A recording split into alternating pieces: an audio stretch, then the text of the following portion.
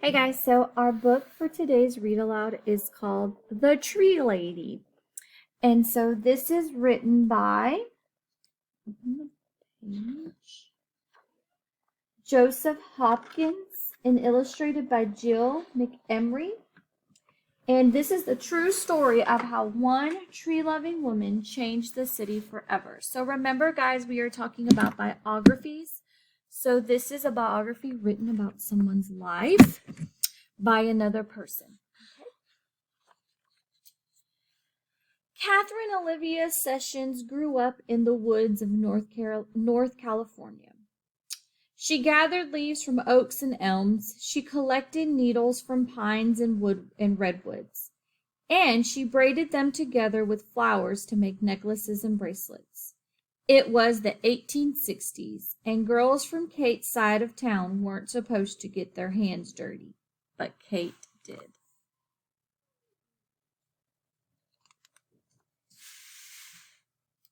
She listened well in school. She learned how to write and count. She remembered the poems and the stories she read.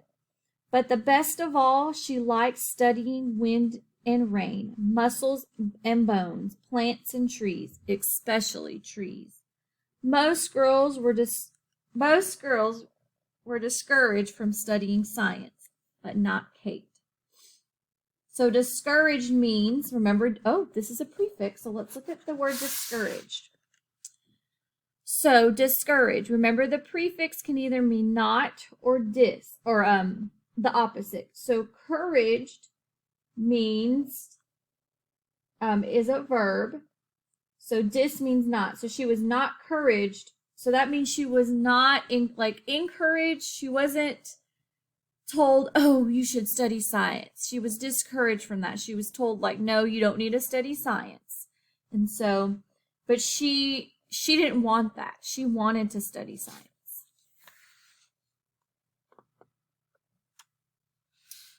Kate felt the trees were her friends.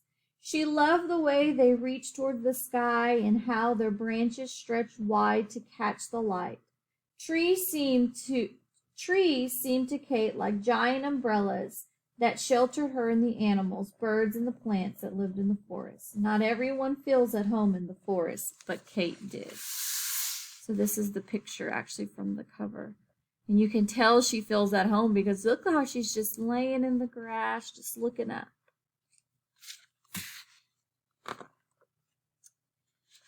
When Kate grew up, she left home to study science at college. She looked at soil and insects through a microscope.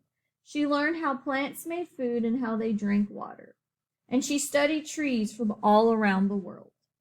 No woman had ever graduated from the University of California with a degree in science, but in 1881, Kate did.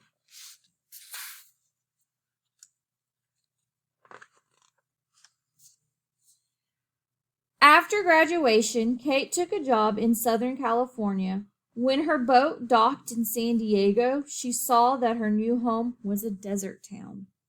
She never thought she would live in a place with very few trees, but now she did. So there is no type of greenery. There's no trees. There's no flowers, nothing. So how do you think that made her feel? How do you think that made her feel coming to a town where they didn't have the things that she loved the most? Kate began her job as a teacher. She was also the vice principal of the school, so she had to make sure that everyone followed the rules. Kate missed studying science and was not sure she would stay on the job, but for 2 years she did. So here's the school. And here's the children. If you notice, all the children are different ages.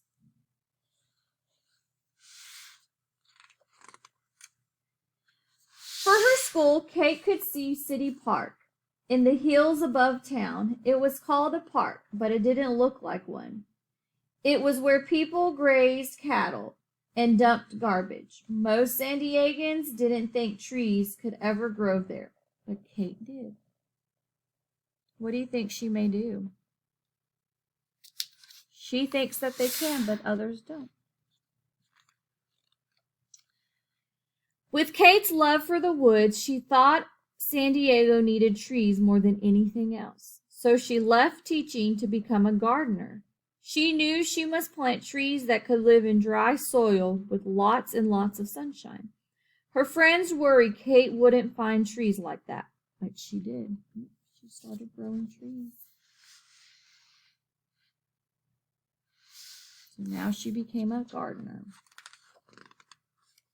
Kate became a tree hunter. She wrote letters to gardeners all over the world and asked them to send her seeds that could grow in a desert. She also traveled south into Mexico to look for trees that liked hot, dry weather and steep hills and canyons. Not everyone knows how to hunt for trees, but Kate did. So here we have some trees: eucalyptus.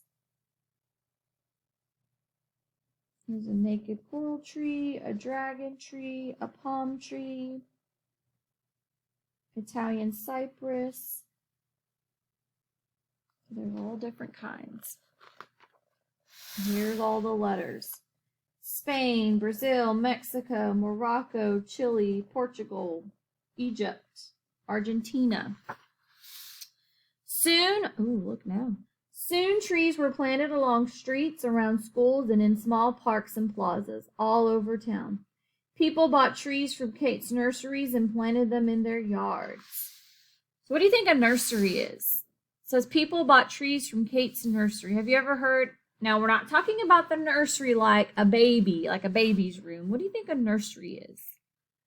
So a nursery is, that's where they call flower shops, not really flower shops, but places that hold lots of plants that you would go buy to plant in your yards. From elms and oaks to eucalyptus and palms, by the turn of the century, young trees from Kate's nursery were growing in every part of San Diego. Most people didn't think a desert town could sustain so many trees, but Kate did. Let's look at the word sustain. It says most people didn't think a desert town could sustain many trees. What do you think the word sustain means?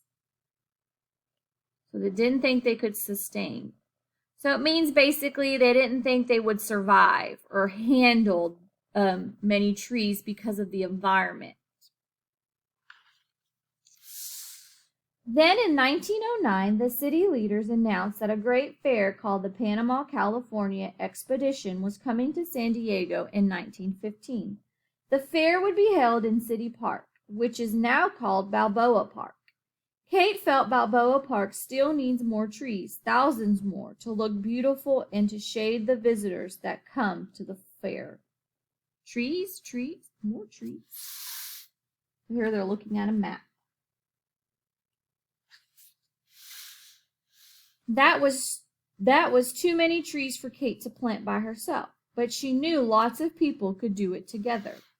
She asked for friends to bring their friends and to come to the park for tree planting parties. Again and again, people volunteered to help.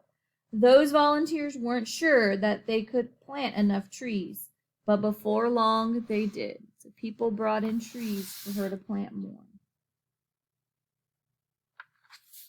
Ooh, look. So it went from this to this. Look at that. And when the fair opened, San Diego was ready. Millions of trees and plants filled Balboa Park. The fair had so much visitors, it stayed open for 2 years instead of 1. People came from near and far to see the attractions and strolls in the cool shades. The fairgoers couldn't believe San Diego had such magnificent gardens, but thanks to Kate, it did. In the years after the fair, Kate was given many awards for her work, and people took to calling her the Mother of Balboa Park. Why do you think they called her the Mother of Balboa Park? Why do you think that?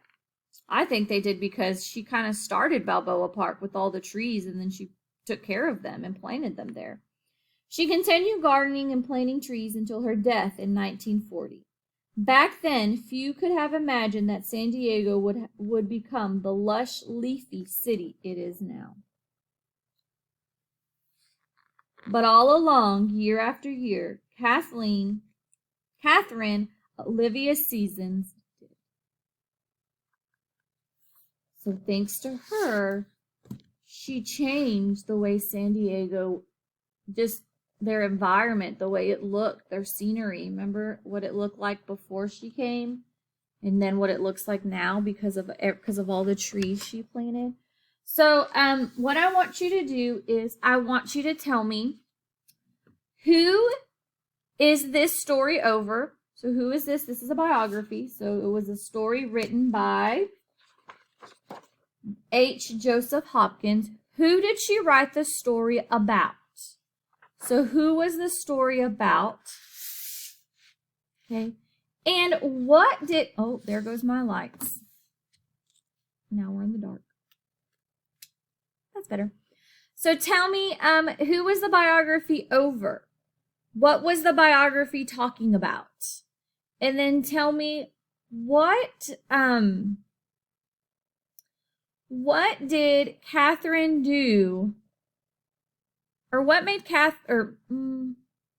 what did Catherine do? What was her, I don't know how to say this. What was her contribution to her community? What did she do? How did she change her community?